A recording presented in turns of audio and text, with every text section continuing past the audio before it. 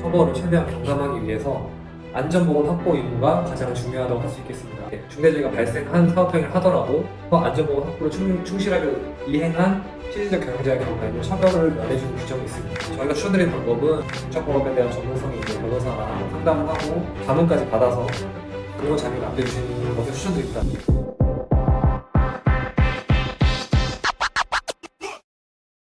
안녕하세요. 세마 변호사 김우중입니다. 오늘은 특별하게 게스트로 현승학 변호사를 모셔보는데요.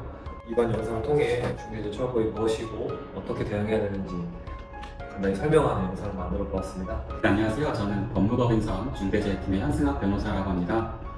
2019년부터 21년까지 춘천지검에서 검사 생활을 했고요. 그 이후에 쭉 국선 변호사 생활을 하다가 올해 법무법인선에 합류해서 김우중 변호사와 함께 중대재해팀을 구성해서 사건, 자문 및 소송 수행을 하고 있습니다.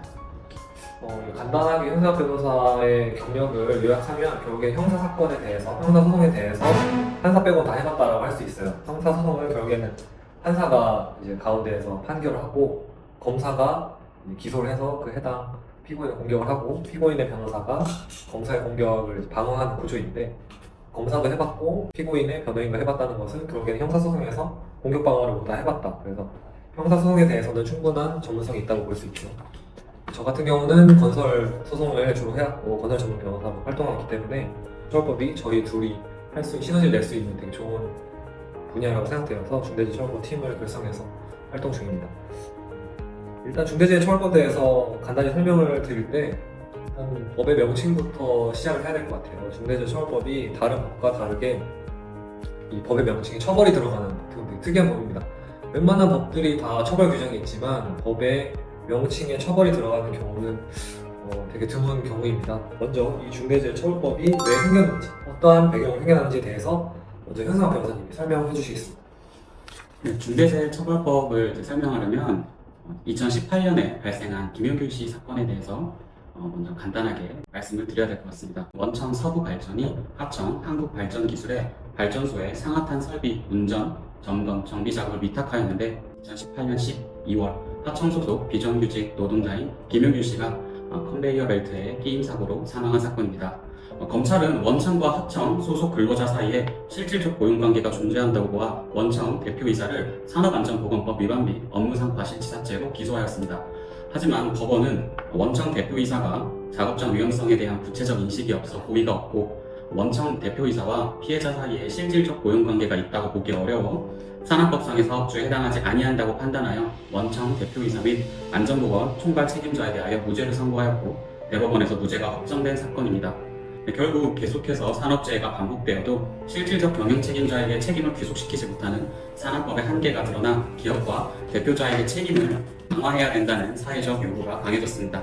이에 따라 2022년 1월 26일 중대재해처벌법이 제정되었고 그 다음날 바로 시행되었습니다.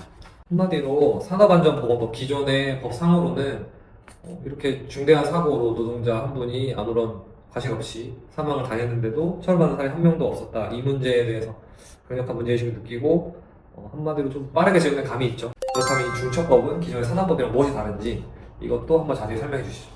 네, 중첩법과 산업법은 산업재해 예방을 위한 법률인 점에선 같지만 의무 주체와 보호 대상이 다르기 때문에 각각 적용될 수 있습니다. 즉 중첩법은 사업주, 경영 책임자 등이 안전보건에 관한 경영 시스템을 관리, 감독하는 내용의 안전보건 확보 의무를 부담하고요. 산업법에서는 개별 사업장에 대한 사업주의 안전보건 조치 의무를 규정하고 있습니다. 가장 큰 차이점을 보이는 것이 바로 경영 책임자에게 형사 책임을 물을 수 있느냐 여부입니다.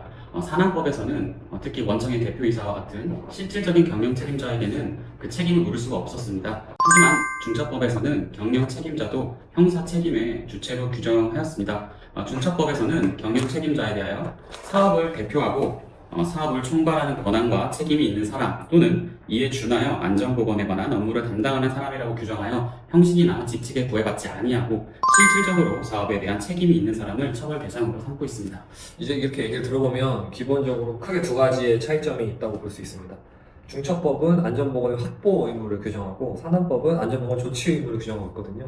기존의 산업법은 안전보건에 대한 조치를 했냐를 보는데 중첩법은 그걸 넘어서 실제로 안전보건을 확보했느냐 어떻게 보면 결과 책임을 표현할 수도 있고 이 중첩법이 요구하는 수준의 어느 정도의 안전과 보건을 확보했느냐를 보기 때문에 좀 더 엄격하게 본다는 점이 차이점이고요. 두 번째로는 어떤 사람이 책임을 지느냐. 아까 현상 변호사님 잘 설명해 주셨다시피 형식이나 직책에 구애받지 않고 실질적으로 이 책임자, 실질적 경영자라고 표현할 수도 있지만 이 경영 책임자한테 책임을 지운다는 점이 가장 특징적으로 볼 수 있습니다. 아까 김병규 사건에서 말한 것처럼 형식적으로 원청과 하청이 나눠져 있고 원청은 이 컨베이어 벨트 해당 공정에서 알지 못하고 하청은 그거에 대해서 직접 김병규 씨한테 지시한 자들이긴 하나 워낙 영세해서 이걸 뭐 보상해주거나 이런 책임을 질 수도 없고 이런 식으로 서로 떠넘기게 하는 걸 방지하기 위해서 만들어진 게 중처법이라 할 수 있겠죠. 그렇다고 하면 이제 어떻게 보면 가장 중요한 질문인데 여기서 말하는 중대재해가 무엇이냐. 중대재해는 중대산업재해와 중대시민재해로 구분되고 있는데 결과적으로는 산업재해가 중대한 경우를 중대산업재해라고 표현하고요. 최근에 있었던 5월 19일 SBC 삼립제빵공장에서 50대 여성 근로자가 여기도 이제 벨트에 끼어 사망한 사고가 있었는데 산업 현장에서 노동자가 사망한 중대 산업재해라고 할 수 있겠죠. 예시로 들면 그렇고요.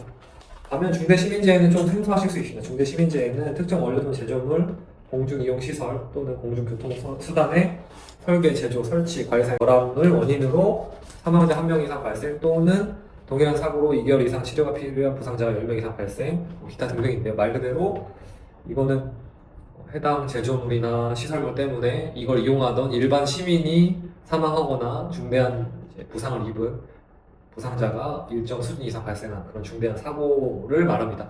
간단하게 예로 들면 창원 NC파크에서 지난 3월 29일 외벽 마감재 낙하 사고로 시민이 사망한 사건이 있었고요. 또 유명한 잘 알려진 사건으로는 2023년 7월 15일 날 오송읍에서 지하차도가 폭우로 침수되어서 무려 14명이 사망한 사고가 있었습니다. 이게 대표적인 중대시민재해의 예라고 할 것입니다. 최근에 또 화제가 됐던 것들이 싱크홀로 인한 사망사고였죠. 싱크홀 사망사고도 지나가는 시민이 아무런 잘못 없이 사망하는 사고니까 이것도 중대시민재해로 해야 되는 거 아니냐라는 목소리가 많았는데 현재 중처법상의 중대시민재해의 이제 정의 규정에 따르면 공중교통수단의 관리사의 결함 때문에 발생해야 되는데 이 도로는 공중교통수단이 아니어서 중대시민재해에 해당하지 않는다는 의견이 지배적입니다. 사실 이 영상을 만든 가장 큰 원인 중에 하나는 이 중대재해처벌법이 2024년부터 확대 시행된다는 점 때문인데요. 이거에 대해서는 현상 변호사님 좀 자세히 설명해 주시겠습니다.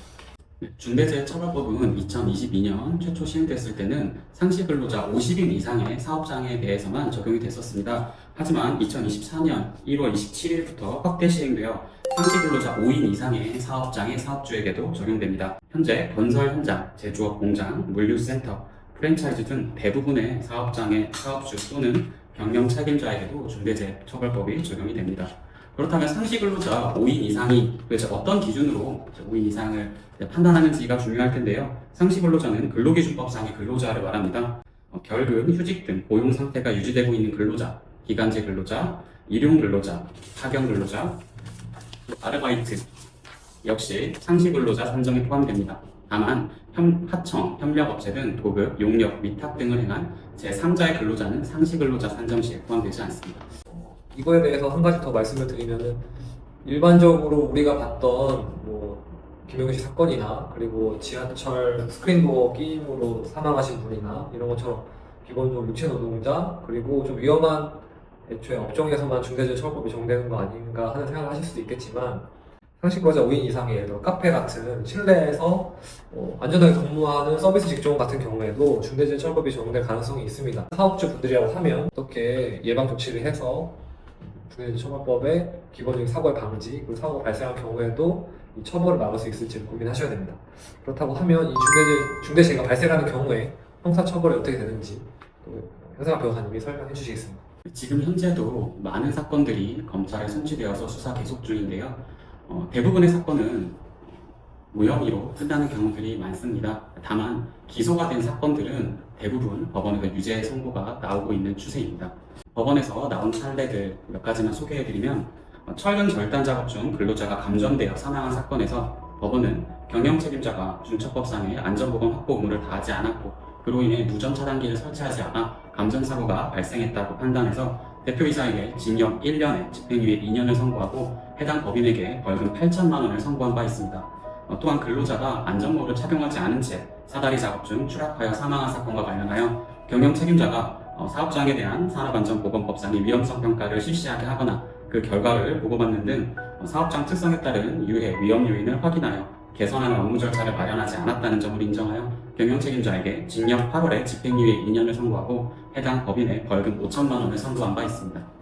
이 기존의 판결들을 보면 대부분은 실형까지는 아니고 집행유예 판결이 나오는 경우가 대부분입니다. 하지만 이게 아직 시행 초기여서 그렇고 초범의 경우에는 보통 집행유예 나옵니다. 하지만 이게 한 번 더 발생하는 경우, 재범인 경우, 재범 이상의 경우에는 사실 집행유예가 아닌 실형이 나올 가능성도 있죠. 그런 면에서 아직 시행 초기라고 해서 방심할 것은 아니고 처벌을 최대한 경감하기 위해서 안전보건 확보 의무가 가장 중요하다고 할 수 있겠습니다. 중대재해가 발생한 사업행위를 하더라도 중대재해를 예방하기 위해서 안전보건 확보를 충실하게 이행한 실질적 경영자의 경우에는 처벌을 면해주는 규정이 있습니다. 결과적으로 중대재해 처벌법의 핵심은, 그러니까 이걸 보는 여러분들이 가장 명심히 하셔야 될 것은 내가 사업주로서 안전보건 확보 임무를 얼마나 이행해야 되는 것이냐, 이거에 대해서 현승환 변호사님 좀 더 상세하게 설명해 주시겠습니다. 중처법 그리고 중처법 시행령상 경영 책임자의 안전보건 확보 의무가 규정되어 있기는 합니다. 하지만 사업장이 굉장히 다양하고 위험성을 발생시킬 수 있는 요인이 다양하기 때문에 구체적인 의무에 대해서는 따로 규정하지 않았습니다. 고용노동부나 관련 부처에서 구체화하고 있는 과정인데요. 그 부분에 대해서 구체적으로 설명을 드리면 먼저 안전보건 관리 책임자를 지정하고 역할을 부여하고 실질적으로 활동을 하게 해야 합니다. 그리고 두 번째로 위험성 평가를 정기적으로 실시하고 위험성 평가 결과 위험성이 높다라고 평가가 된 부분이 있다면 실제로 개선 조치를 하여야 하고 그 부분에 대한 이력을 남겨야 됩니다. 그리고 세 번째로 사고 발생 시 대응 매뉴얼을 마련해야 합니다. 이 부분도 굉장히 중요한데요.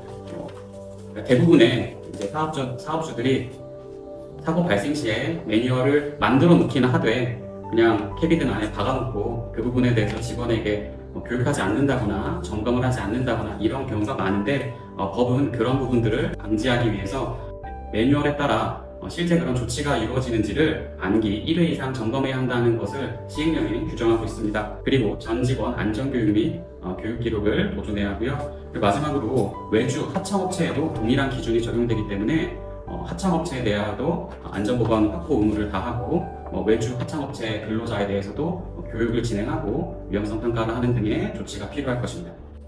한마디로 안전보건 확보 의무를 구체적으로 어떻게 이행해야 되는지 중처법 시행령에 규정되어 있는데 이거에 대해서 사실 아직 사례가 많이 쌓이지 않다 보니까 구체적으로 어떻게 해야 되는지 많은 어려움들을 많이 겪고 계세요. 이거에 대해서 컨설팅 업체도 많이 있고 그런 컨설팅 업체를 통해서 점검을 하고 실제로 기록을 어떻게 보존해야 되고 그 기록의 양식이 어떻게 돼야 되는지 그렇게 하시는 것도 필요합니다. 그렇게 하시는 것도 좋은데 저희가 추천드린 방법은 그렇게 하시는 거에 더해서 중처법에 대한 전문성이 있는 변호사랑 상담을 하고 이제 상담에 그 자문까지 받아서 필요하다면 그 자문을 받았다는 의견서를 이제 증거로 남겨두는 게 좋겠죠. 그런 식으로 실제로 내가 안전보건 확보 의무를 이렇게 이해하고 있다는 것을 근거 자료를 남겨주시는 것을 추천드립니다. 왜냐하면 중처법에 대한 규정 취지라든지 어떤 부분을 가장 판사가 중점적으로 보고 검사가 중점적으로 보는지를 저희가 자세히 알고 있기 때문에 이 안전보건 확보 의무 세부적인 이 단계에 대해서 저희한테 자문을 구하시는 것을